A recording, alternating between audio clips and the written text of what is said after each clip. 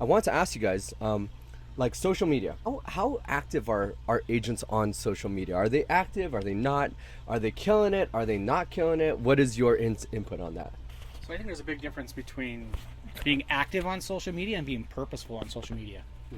I think that's the biggest thing. So quite a few agents, I think, are active on social media, but how purposeful are they on getting the right message to the right people to be able to extract the business that they need, or to create the correct image of themselves that they need people to know about their professionalism in the business? I don't think agents are effectively using social media as much as they should. And there's a big fear, anything technology, anything social media, anything that they're not perfectly knowledgeable in, they don't pursue. And so the lack of education or the lack of risk taking is a huge problem for agents right now. They think that their personality, their aura, how they communicate with their clients is the big win. If everyone could leverage the social media and increase their volume production, it's a no-brainer. What ways do you think you can help your agents push their social media game so that they're more active on social media?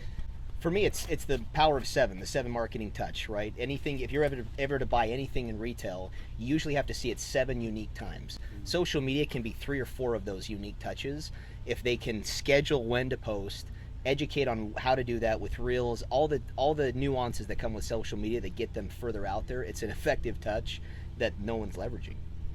Yeah, so I think to get the agents to use social media more, they need to be trained on how to use the social media better and to find the right technology platforms to be able to maybe incorporate more than one thing to be able to help them get there as well. So a lot of them are looking for the easy button, so they're looking for somebody else to pioneer the right way and then to obviously copyright it and sell it back to them, and they would buy it. So wait, real estate agents don't like to do hard things? I think that was the first joke I heard getting into real estate was, what do real estate agents do when they wake up? They go to lunch. No offense to you real estate agents. I'm just saying is there's the people that do hard things, especially in difficult markets, pays off dividends 3, 4, 5 years down the road, right? This is why September for me is we celebrate Christmas in September. What you're doing now is going to pay off in December, right? So we have those on the calendar daily. Like we have scripts and role play actually twice a day. So it's 6 o'clock in the morning with KWRI, and then we have an in-person 9 to 9:30 every single day. So whatever transition we have in the market, we have to teach them first on what to say and how to say it, and then secondly, they just need to go and execute. I think social media is a wonderful way to reach a lot of people, and I think the challenge for most agents with social media is probably the same challenge that I have, is that if you hear your voice in a recording, you don't think you sound like you. And if you look in a mirror, you think you look better than you look if you see yourself in a picture. Your perception of yourself is always different for whatever reason. And I think that plays into a lot of it, that a lot of agents just don't want to get out there and be that. But being that, if done correctly, allows the consumer to see you as your authentic self, which is what attracts them. I think there's a huge opportunity, and it's just finding the right marketing for it, or the right group to help you present, in this environment. Because I see a lot of people posting, but they're just posting to their friends or to their office. And how is that outreach into the buyers or the sellers that you're trying to get? So I want you to perform it. Uh-oh. Take your shirt off first. Purposeful, or your pants. You take your pants off. Theodore Roosevelt, the man in the arena. It is not the critic who counts, not the man who points out how the strong man stumbles, or where the doer of deeds could have done them better. The credit belongs to the man who is actually in the arena, whose face is marred by dust, sweat, and blood, who strives violently, who errs, who comes short again and again, because there is no effort without error and shortcoming, but who does actually strive to do the deeds, who knows great enthusiasms and great devotions, who spends himself in a worthy cause, who at the best knows in the end the triumph of high achievement, and who at the worst, if he fails, at least fails while daring greatly, so that his place shall never be with those cold and timid souls who never knew victory nor defeat. There's so many ways we could have failed along the way, and we still could fail along the way, but I think what we're really pushing to do, we have a goal in mind, and we know what we want, and we know how it's going to benefit the community. We always say, come from a place of giving and value, and then just leave it at that, you know. And when you give that value to the clients and to the agents, they'll see that, and they'll draw to it, I think. So there's no secret. There's no like hidden secret that's going to give you all the stuff, right? I love the quote, a wise man learns from his mistakes, a wiser man learns from the mistakes of others. Well, a successful man learns from the success of others and adds that to his own arsenal. And so there's no secrets. It's all out there. All the knowledge is out there. It's just implementing it, like you said, being purposeful and making it your own.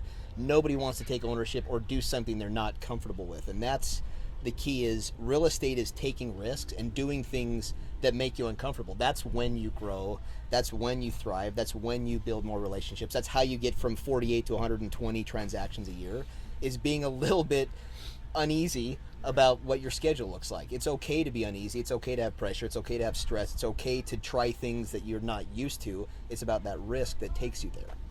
And at the end of the day, you fall on your face, right? That's my favorite question in interviews. How long are you willing to fail before you succeed? Used AI as much, except for ChatGPT.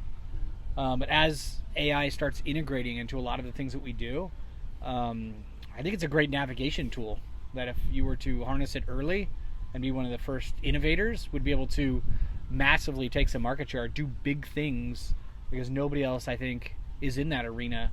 You know, people talk about it and they like to listen to it, and they, if I had a AI class tomorrow, my place would be packed. But would anybody do anything with that? Probably not. You know, the 2 or 3 people that take that and just are the pioneers, or they learn more about it, or like this, they were saying they fail forward with it, will be the ones that take massive market share. A lot of people. Let's set up a class. We've been transitioning from social media only to social media 50% and AI 50%. So we've been looking at all the tools and how to use the tools.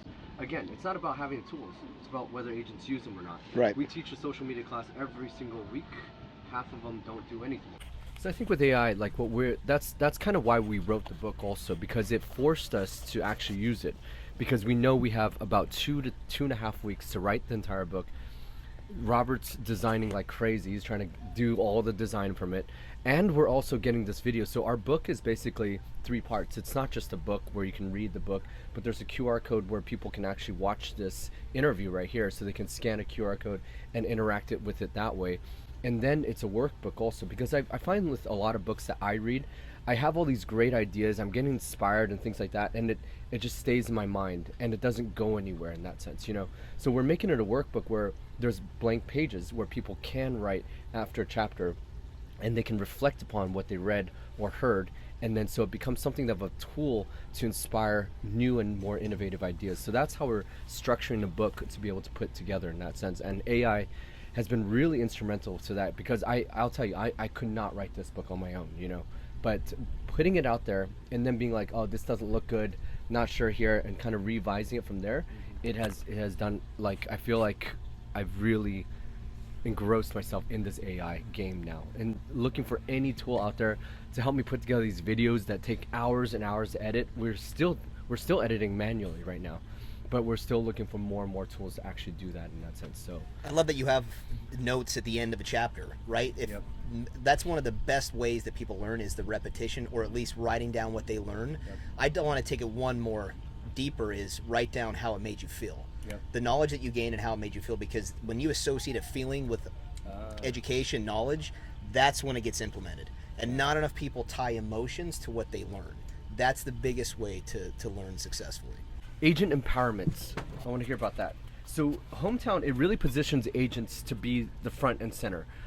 When most apps are trying to take the agent out of the picture, like Zillow is trying to take them out, even Redfin, the whole structure is based on taking the agent out of the picture and just making them door openers, basically.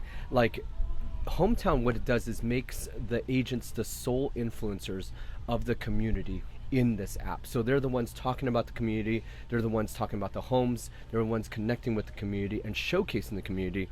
What do you think, how do you think that empowerment translates to a more impactful and successful experience for your agents and for their clients? What was interesting, the NAR put together a study that said most customers feel that 75% of the agents that represented them on the sell or buy were just average. 75%. That means 25% of customers thought their agent was wow.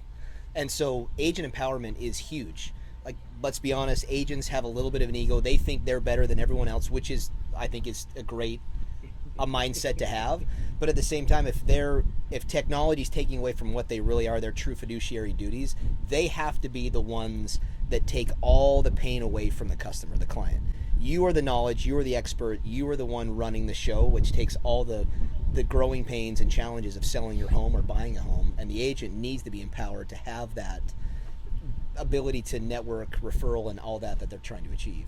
I think to earn the right to be their fiduciary for life or be the real estate agent for life is putting them at the center of everything. I think Jason Abrams said, we don't want to just sell you beautiful homes, we want to help you live beautifully. You need to be the home advisor of everything that has to do with real estate and their life. They're looking for a contractor, they should call me. Looking for a plumber, they should call me. Looking for a dentist, they should call me. Like, I want to be the everything for them. When we are that Rolodex, and now we're in front of them on social media as that expert, they should be coming to us for everything. When we become their everything, we earn the right to have all of their business. The last question. There's a lot of issues that we deal with, a lot of things that we're working with, a lot of things that you would like to solve. Let's say you were given $10 million to solve a problem, to solve an issue, to solve a pain point in your brokerage. $10 million, $20 million, right? What would that look like? What problem are you trying to solve to have it more efficient or better, or however you see it, your ideal way an agent could be with the tools that they could have? Money's not an issue, sort of thing. That's why I said 20 million. What would it be? Well, let's just say what the number one issue is with real estate agents: prospecting. Is it not? It's the number one thing that produces the most results. And I'm not saying cold calling people you don't know. Calling your SOI, connecting with your SOI, communicating with your SOI, the people you know, reminding them that you're in real estate. So if I had that money, I would invest in an opportunity for them to all come at the same time for the same 3 hours every single day. Obviously not prospecting. I think the second most efficient thing we could do if money was no object was to create a lead generation platform that we would own, that we could provide them with the leads for them to convert them. If I could provide the money for people to pay for a coach to hold them accountable to their schedule, that would where I'd be investing the money. And that coach would understand technology, they would understand prospecting, they would understand goal setting, they would understand the nuances of their personality. Well, I just want to thank you, gentlemen and lady. It's been a great conversation. I learned a lot from you guys, and I love hearing your insights about, and what I'm really getting out of this is mindset, where you put your mindset, how you're thinking about it, and where you're going. And I think that's the most important part about our job. It's not actually the sales or anything like that. It's just where you are as a person is more important a lot of times. So I really appreciate your time right here, and let's have some fun today. Yeah, awesome. All right.